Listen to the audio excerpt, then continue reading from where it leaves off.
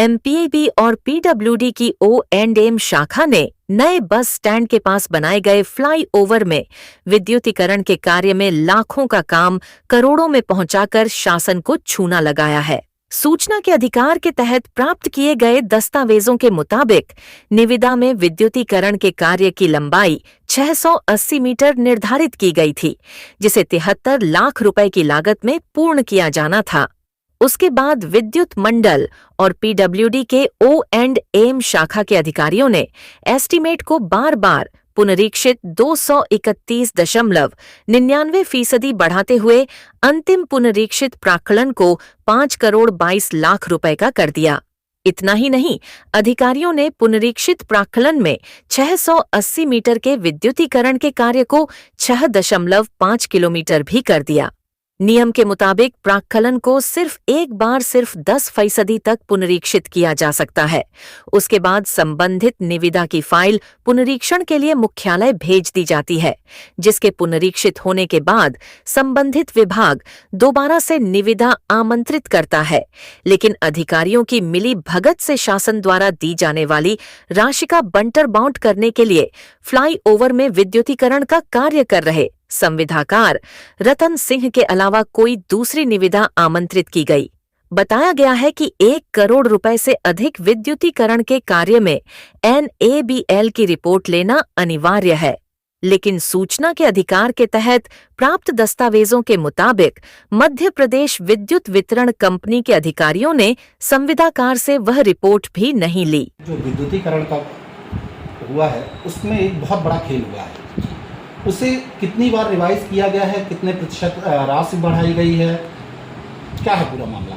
उसका मामला ये है साहब कि पहले जो प्राक्कलन स्वीकृत किया गया था, एस्टीमेट जिसको कहते हैं, एस्टीमेट स्वीकृत करते समय इनको 680 मीटर का उसमें प्राक्कलन में था।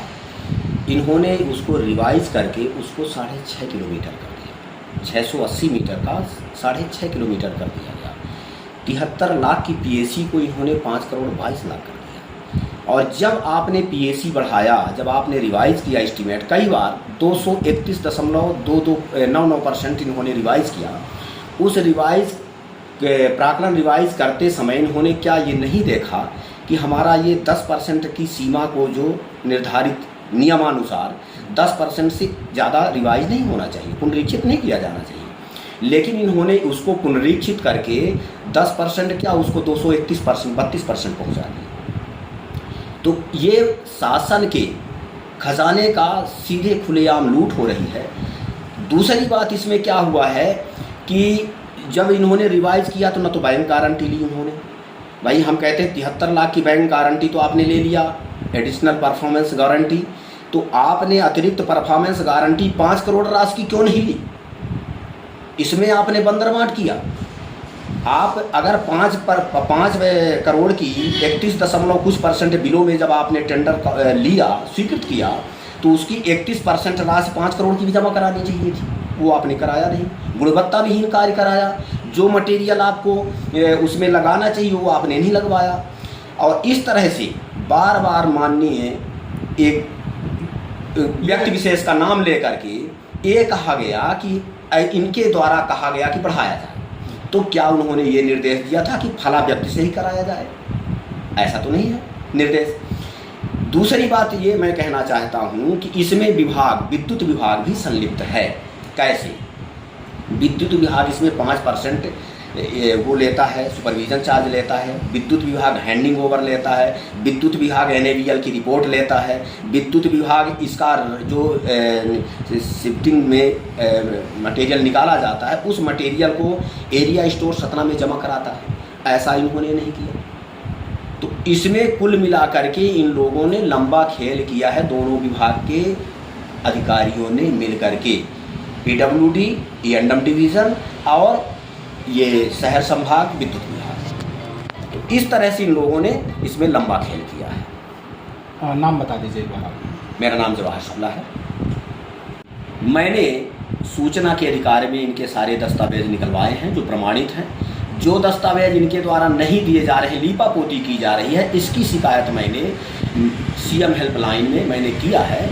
और दस्तावेज इसका मैप मिलने के बाद दस्तावेज जैसे उपलब्ध होंगे मैं आर्थिक अपराध में भी इनकी शिकायत करूंगा। अगर इसमें भी राहत न मिली, क्योंकि शासन प्रशासन में जो भ्रष्टाचार व्याप्त है, उस भ्रष्टाचार के तहत हो सकता है कि मेरे द्वारा दिया गया आवेदन पत्र उसी अधिक कर्मचारी को मिले जो जांच करने में उसी को बना दिया जाए जिसकी मैं शिकायत कर रहा हूँ। इसलिए मैं कोर्ट जाऊँगा। इसके बाद हाई कोर्ट में मैं अपील दायर करूँगा। के सामने आया है जिसमें इलेक्ट्रिफिकेशन की जो लाइन थी उसकी ना लंबाई बढ़ा दी गई, जो 680 मीटर थी उसे 6.5 किलोमीटर कर दिया गया।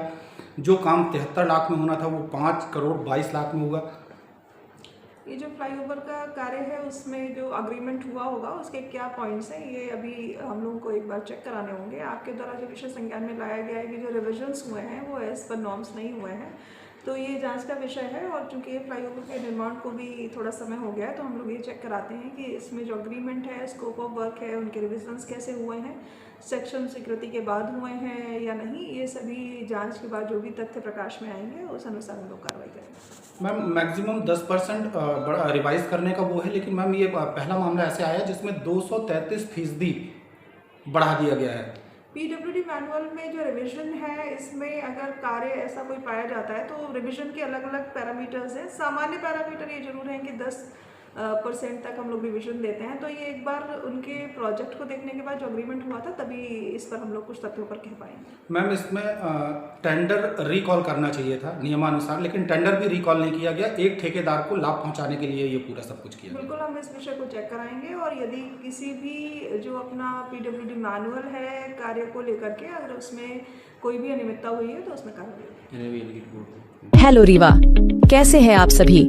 तो अगर आप भी अपने रीवा में फैशन डिजाइन, इंटीरियर डिजाइन या मेकअप का कोर्स करना चाहते हैं तो इंटरनेशनल डिजाइन एकेडमी रीवा आपके लिए लाया है इंटरनेशनल फैकल्टी के साथ 100% जॉब प्लेसमेंट की गारंटी और इंटरनेशनल रनवे के साथ मिलान फैशन वीक जैसे इवेंट एक्सपोजर का मौका, जो आपको इंटरनेशनल मार्केट से कनेक्ट करने में मदद भी करेगा।